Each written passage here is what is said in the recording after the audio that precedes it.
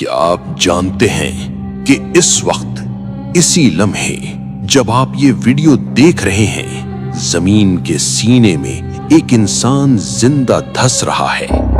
وہ ہر روز زمین میں مزید نیچے جاتا ہے اور قیامت تک وہ اسی طرح دھستا رہے گا۔ یہ کوئی افسانہ نہیں، یہ صحیح بخاری کی مستند حدیث ہے جس میں نبی کریم صلی اللہ علیہ وسلم نے فرمایا وہ قیامت تک زمین میں دھستا ہی چلا جائے گا، یتجلجل فیہا۔ اس کی چیخیں مٹی کی تہوں میں دب چکی ہیں، لیکن اس کا جرم آج بھی زمین کے اوپر موجود ہے۔ یہ کون تھا؟ یہ کوئی بادشاہ نہیں تھا، یہ کوئی جرنیل نہیں تھا، یہ تاریخ کا سب سے بڑا سائنٹسٹ تھا جس نے کائنات کا وہ کوڈ توڑ لیا تھا جسے آج ہم کیمیا کہتے ہیں۔ اس کا نام قارون تھا۔ لیکن قارون ہمیشہ سے ایسا نہیں تھا۔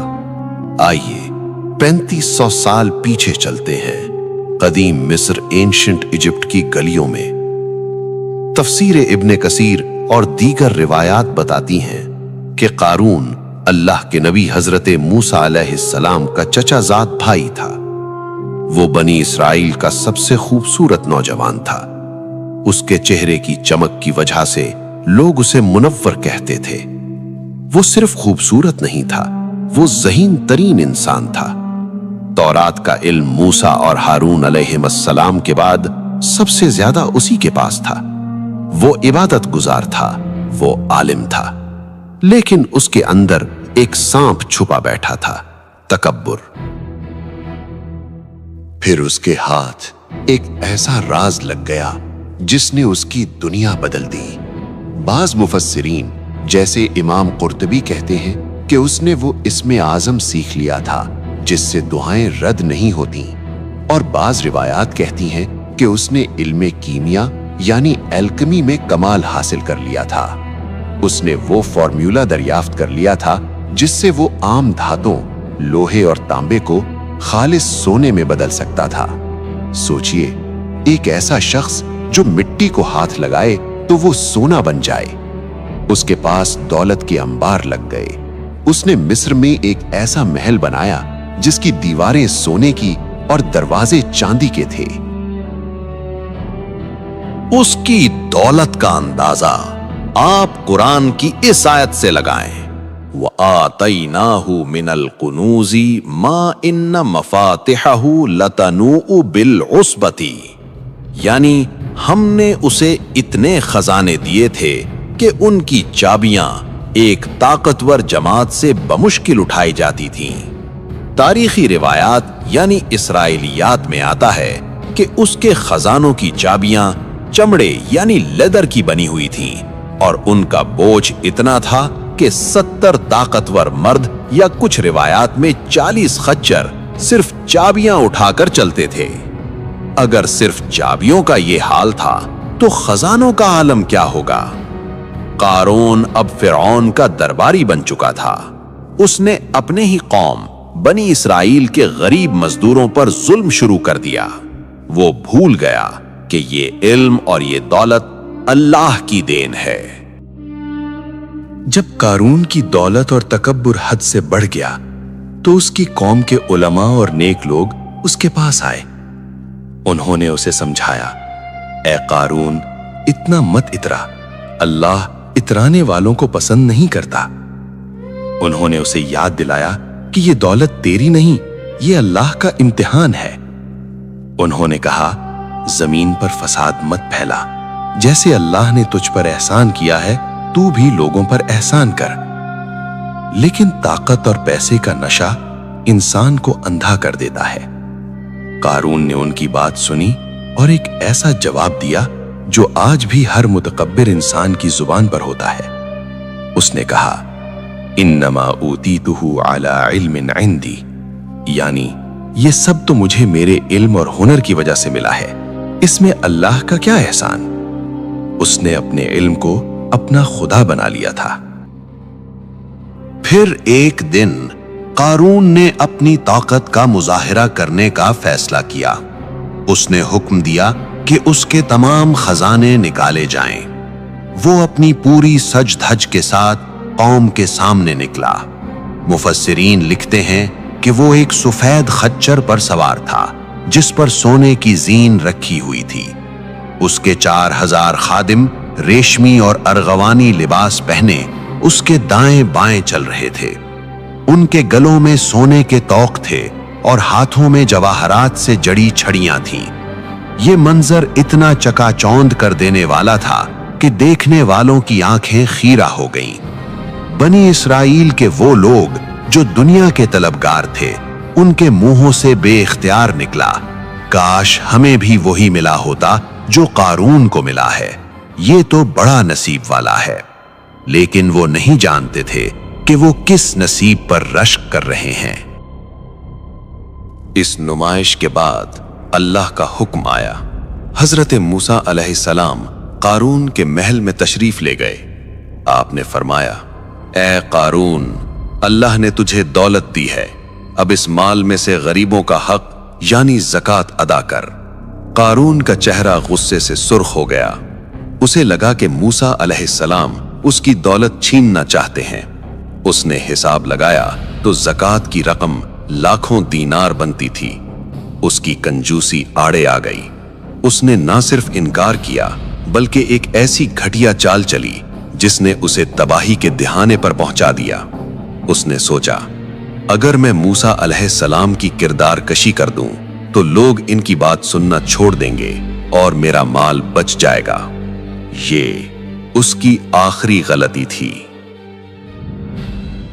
قارون نے بنی اسرائیل کی ایک بدکار عورت کو بلایا۔ اس نے اس کے سامنے سونے کے سکے اور جواہرات کے تھیلے رکھ دیے اور کہا، یہ سب تیرا ہو جائے گا، بس تجھے کل صبح ہزاروں لوگوں کے مجمع میں موسیٰ علیہ السلام پر بدکاری کا الزام لگانا ہوگا۔ وہ عورت دولت کی چمک دیکھ کر راضی ہو گئی۔ اگلی صبح بنی اسرائیل جمع تھے۔ حضرت موسیٰ علیہ السلام منبر پر تشریف فرما تھے اور لوگوں کو اللہ کے احکام سنا رہے تھے۔ اچانک قارون کھڑا ہوا۔ اس نے طنزیہ انداز میں کہا، اے موسیٰ، آپ کہتے ہیں کہ چور کا ہاتھ کاٹا جائے اور زانی کو سنگسار کیا جائے، چاہے وہ کوئی بھی ہو۔ موسیٰ علیہ السلام نے فرمایا، ہاں، چاہے وہ کوئی بھی ہو۔ پھر قارون نے چلا کر کہا، چاہے وہ آپ خود ہی کیوں نہ ہوں۔ موسیٰ علیہ السلام نے فرمایا، ہاں، چاہے میں خود ہی کیوں نہ ہوں۔ پھر قارون نے اشارہ کیا اور کہا، یہ عورت کہتی ہے کہ آپ نے اس کے ساتھ گناہ کیا ہے۔ مجمع پر سناٹا چھا گیا۔ موسیٰ علیہ السلام کا چہرہ جلال اور حیا سے سرخ ہو گیا۔ آپ منبر سے نیچے اترے، اس عورت کے سامنے کھڑے ہوئے اور قسم دے کر پوچھا، میں تجھے اس ذات کی قسم دیتا ہوں جس نے بنی اسرائیل کے لیے سمندر پھاڑا، سچ سچ بتا، کیا یہ صحیح کہہ رہا ہے؟ اللہ کے نبی کے جلال نے اس عورت کا دل پگھلا دیا۔ وہ کانپنے لگی۔ اس نے سونے کی تھیلیاں زمین پر پھینک دیں اور چیخ پر کہا، نہیں اے اللہ کے نبی، بخدا آپ پاک ہیں، مجھے قارون نے دولت دے کر جھوٹ بولنے پر مجبور کیا تھا۔ سازش بے نقاب ہو چکی تھی۔ قارون کا چہرہ ذلت سے سیاہ پڑ گیا، لیکن اب بہت دیر ہو چکی تھی۔ موسیٰ علیہ السلام نے اسی وقت سجدے میں سر رکھ دیا۔ آپ رو رہے تھے اور کہہ رہے تھے، اے اللہ، اگر میں تیرا رسول ہوں تو آج قارون پر اپنا غضب نازل کر۔ اللہ نے وحی بھیجی، اے موسیٰ، ہم نے زمین کو تیرے حکم کا پابند کر دیا ہے، تو جو چاہے اسے حکم دے۔ موسیٰ علیہ السلام نے سر اٹھایا۔ قارون اپنے محل کے دروازے پر اپنے خزانوں کے بیچ کھڑا تھا۔ موسیٰ علیہ السلام نے زمین کی طرف اشارہ کیا اور فرمایا، یا اردو خذی ہے، اے زمین اسے پکڑ لے۔ اور پھر زمین نے اپنا منہ کھول دیا۔ زمین اچانک نہیں پھٹی بلکہ آہستہ آہستہ اس نے قارون کو نگلنا شروع کیا۔ موسیٰ علیہ السلام نے حکم دیا، اے زمین اسے پکڑ لے۔ زمین نے اسے ٹخنوں تک جکڑ لیا۔ قارون ہنسا، اسے لگا یہ کوئی جادو ہے۔ موسیٰ علیہ السلام نے پھر کہا، اے زمین اسے پکڑ لے۔ اب وہ گھٹنوں تک دھس گیا، اس کی ہنسی چیخوں نے بدل گئی۔ وہ چلایا، اے موسیٰ مجھ پر رحم کر، مگر موسیٰ علیہ السلام نے تیسری بار حکم دیا، اسے پکڑ لے۔ اب وہ کمر تک زمین میں تھا، اس کے خزانے، اس کے محل، اس کی آنکھوں کے سامنے زمین میں غرق ہو رہے تھے۔ اب قارون گڑ گڑانے لگا، اے موسیٰ رشتہ داری کا واسطہ، میں تیرا چچا زاد بھائی ہوں، مجھے بچا لے۔ لیکن آج اللہ کے نبی کا دل سخت ہو چکا تھا۔ چوتھی بار حکم ہوا اور زمین نے اسے گردن تک جکڑ لیا، اور پھر آخری جھٹکا لگا۔ قارون اور اس کا تکبر ہمیشہ کے لیے اندھیروں میں گم ہو گئے۔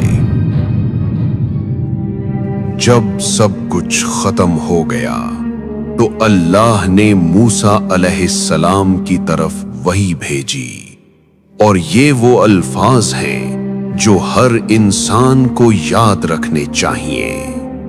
اللہ نے فرمایا، اے موسیٰ اس نے تجھے 70 مرتبہ پکارا، تجھ سے رحم کی بھیک مانگی، مگر تو نے اسے معاف نہیں کیا۔